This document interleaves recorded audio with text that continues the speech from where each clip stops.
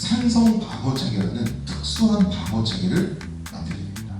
신분부와 남녀노소를 막론하고 모든 사람, 들어갈 수 있는 모든 사람들이 마을을 밀고 산성 안에 들어가서 농성을 하는 거예요.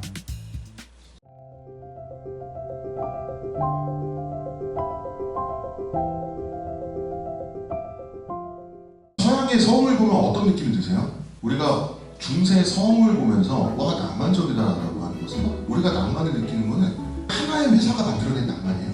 그 회사의 이름 디즈니입니다. 네. 원래 디즈니 이전까지 중세 성에 대해서 유럽인들이 갖고 있는 느낌은 음습함이었어요.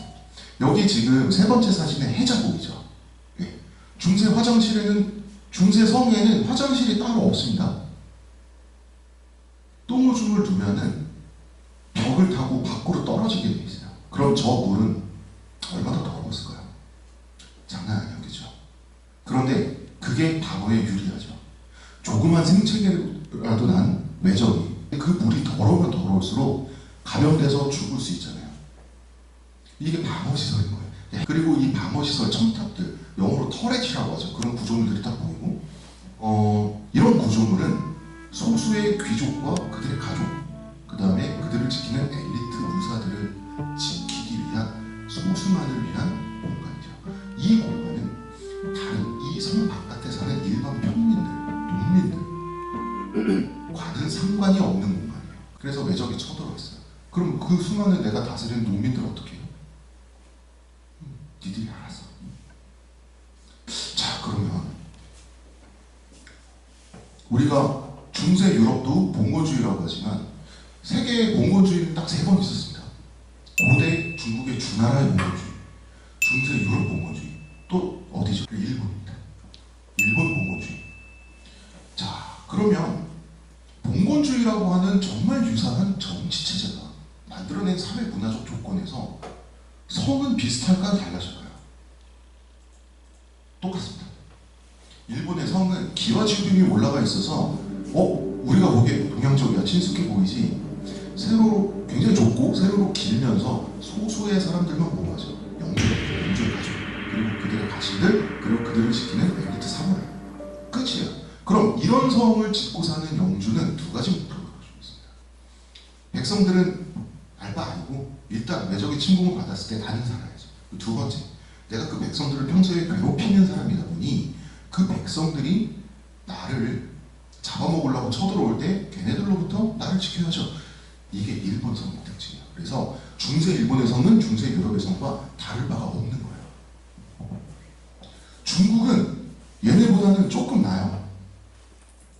중국 같은 경우는 적어도 소수만 먹고 살기 위해서 보호하는 곳은 아니에요. 중국은 성 밖과 성 안의 시내, 도시와 성 밖의 임야와 이게 분리가 되어 있죠. 성벽을 통해서 성 안과 밖이 분리가 되어 있어요. 그래서 이 성을 보면 중국 성은 일본과 유럽의 성보다는 조금 더 도덕적이에요. 왜냐하면 적어도 안에 있는 사람들과 시설과 물자 그리고 행정력을 다 살리겠다라는 게 관념이 들어가 있잖아요. 하지만 역시 성 밖에 대해서는 I don't know. 여기서 한국의 특이성이 나옵니다. 한국은 그 어느 나라에도 없는 산성 방어 체계라는 특수한 방어 체계를 만듭니다. 산성이란 건 뭐냐? 일단 주거 시설을 하죠. 유럽에서, 일본에서 중국의 육사, 성은 다 안에 사람들이 살고 있어요. 산성에는 소수의 군대가 주둔할 수 있어도 기본적으로 그 주거 공간이 아니에요.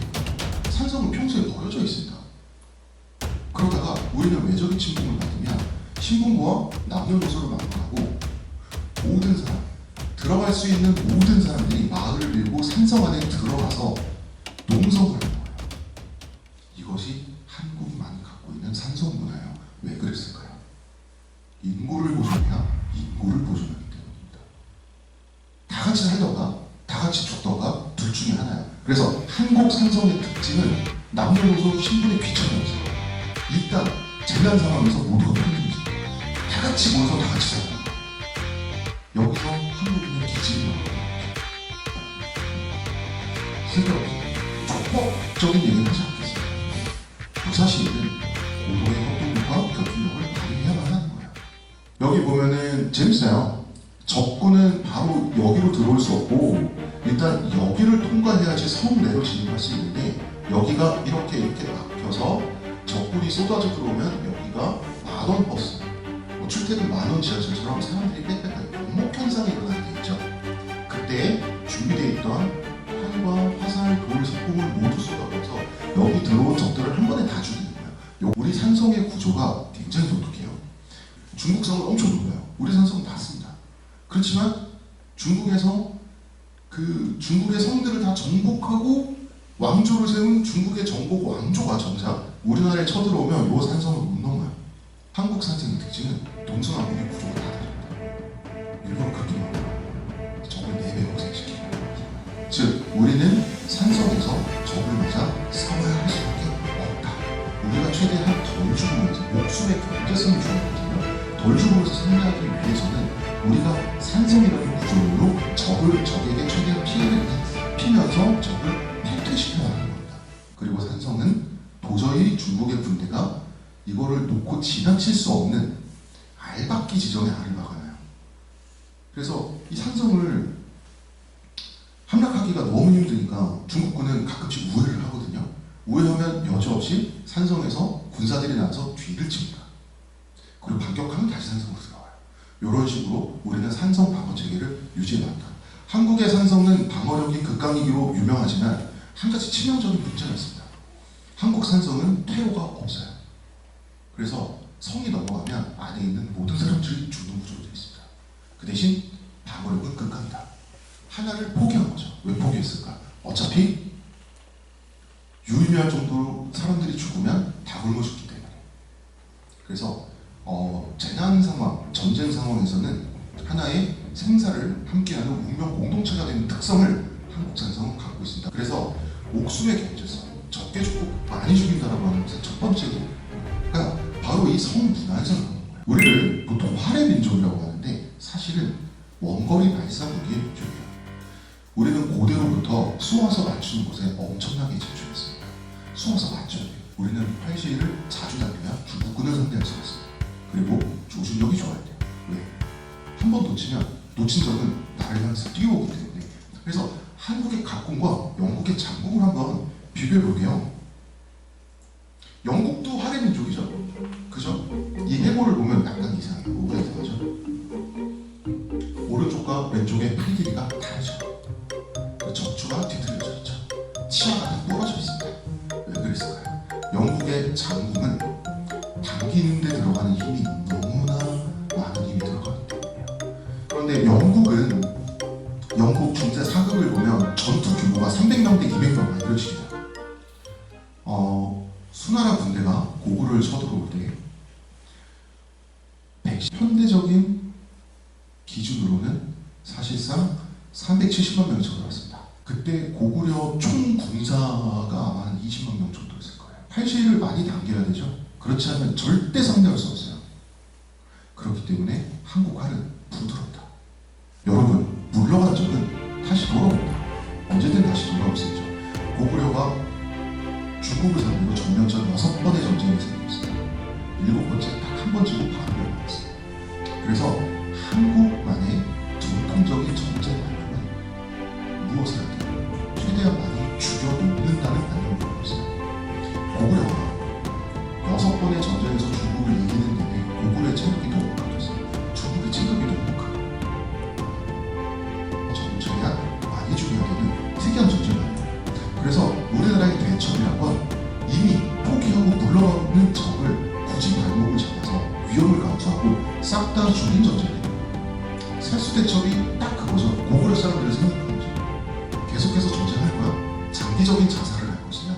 거란의 3차 고려 침공에서 압록강 기습전을 2차 원전에서 요나라의 40만 대군이 실패하고 압록강을 건너갈 때 그때 산성에 남아있던 젊은 장수들이 부하들이 이끌고 가서 압록강을 반쯤 넘었을 때 뒤를 칩니다. 주대첩도 이 전쟁을 떴구나 싶어서 소배합이 돌아가고 있는데 기다리고 있다가 다섯 명씩.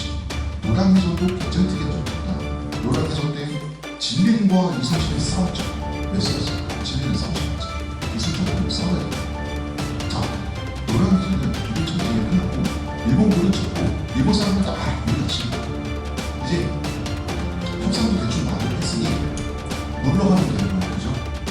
전쟁이 끝났는데 굳이 모두가 죽을 수 있는 위험한 전투를 하자고 하니까 진리는 바뀌었어요.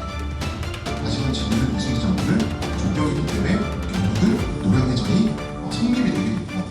이순신 장군은 왜 그렇게 했을까요? 본인도 죽어갑니다. 일본군이 다시 조선을 침략할 수 있는 전쟁 수행 능력을 꺾어놓기, 이게 한국만 가지고 있는 특이한 전쟁 관념이에요. 재난 상황이라고 인식하는 것과 그렇지 않은 곳에서 한국 사람들은 행동 양식이 달라져요. 한국 사람들은 재난 상황에 모두가 협동해야 되는 산성 안에 들어간 상태가 됩니다. 그래서 일제강점기에 국채보상 운동을 하는데 일본 놈들이 우리나라를 뺏어버리려고 강제로 빚을 씌우니까 그 더러움이 우리가 갚아버리겠어. 그리고 IMF, 제가 이거 IMF 금모기운동 집안에 있는 금을 갖다 바치는 그런 국가가 존재할 수 있을 거라고 생각합니다. 이거는 우리가 국뽕에 쉬어 그런 게 아니라 매우 기괴하고 이상한 현상이에요. 평소에 한국인이 국가를 그만큼 사랑합니까? 맨날 우리나라 욕하잖아요. 평소에 이웃을 그렇게 좋아해요. 절대 그렇지 않죠. 이 기이한 일은 왜 일어났는가? 한국인들이 지금은 국난 상황이고 재난 상황이라는 걸 인식합니다. 한국인들은 그때 정신적으로 산성 안에 들어가 있었던 거예요. 그리고 뭐 태양 기름 누출 사고 때 그때 이제 국내에서 한국의 서해안은 영원히 끝났다는 얘기를 들었어요. 생태계 회복에 3년 걸렸거든요. 전국에서 수십만 명의 자원봉사자들을 몰려들어서 수건으로 일일이 기름 묻은 돌들을 닦아냈어요. 그렇지만 재난 상황이라고 인식할 때 한국인은 다르게 해요. 그래서 저는 한국인에게는 스위치가 된다고 생각해요. 지금이 전쟁 상황, 재난 상황인가? 아닌가. 1992년에 LA 흑인 폭동 때 백인 상점가로 가는 길은 LA 경찰이 다 길을 막았어요. 그리고 한인타운으로 가는 쪽은 텅 비어놨어요. 그래서 흑인들이 한인 상가를 상대로 도적질과 테러를 하기 시작했어요. 그러니 한국 한인 교포들은 바로 어떻게 했냐? 바로 산성 방어 전례를 세웁니다. 이거를 그 한인 상가 어물들의 지붕에 올라가서 밑에 바리케이트를 씌우고 다가오는 흑인들을 다 조종사격했었어요. 이걸 부탁코리아는 한국인은 산성을 바로 적의 문화적 유전자입니다. 그리고 이제 월남전 때 우리가 이제 미군과 함께 베트콩과 싸웠지 않습니까? 우리나라에서 파병을 했어요. 한국인이 뭘 잘할까? 산성 방어를 잘할 것 같은 거예요. 그래서 기본적인 방어 구조는 산성과 똑같이 되어 있습니다. 중대전술기지를 만드는 모습을 보면서 미군들은 한국군을 엄청 증오했어요. 저것들이 원시적인 산성을 만들어서 틀어박혀서 숨고 전쟁을 안 하려는 겁니다. 하지만 중대방어 전술기지는 베트콩을 상대로 엄청난 살상력을 가지고 엄청난 효과를 가져오게 됩니다. 그래서 미군은 한국군을 다시 보게 되죠. 한국인은 보이지 않는 스위치가 있는데 이 재난을 감시하는 스위치가 켜졌을 때 우리는 갑자기 생사를 함께하는 운명 공동체가 된다는 거죠. 즉 남녀노소가 신분과를 만나고 모두가 결집해서 함께 생사를 함께한다. 함께 살고 함께 죽는다는 마음을 공유한다는 건 조선시대 사람들에게도 상식이었고 고구려 시대 사람들에게도 상식이었고 지금 우리도 사실은 그렇다는 얘기를 하는 겁니다. 우리가 어떻게 싸워왔는지를 통해서 우리의 일부를 보자는 거죠. 저는 책에서 한국인을 숭고한 생물이라고 규정을 했어요. 실제 이렇게 썼습니다. 한국인은 한국인을 가장 증오하는 원정이에요. 하지만 필요할 때 한국인을 가장 사랑하죠. 한국인은 한국인이라고 하는 나이들 필요를 사랑할지 증오할지 미워할지 모르는 헷갈린 채로 평생을 살다가 죽는 그런 아이. 한국인의 가장 이기적이지만 사실 한국인에게 가장 이타적인 거죠. 그래서 마지막으로 정리하자면 한국인은 사랑과 증오 그리고 결집과 해산 사이의 존재고 그 한 조각을 전쟁사를 통해서 풀어봤습니다. 오늘 강연 여기까지 하겠습니다. 감사합니다.